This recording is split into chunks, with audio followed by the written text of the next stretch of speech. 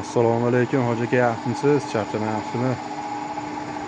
Aka, pol qilmoqchi bo'lsangiz, mana sizga yangilik Benabetondan ko'kali beton bo'ladi.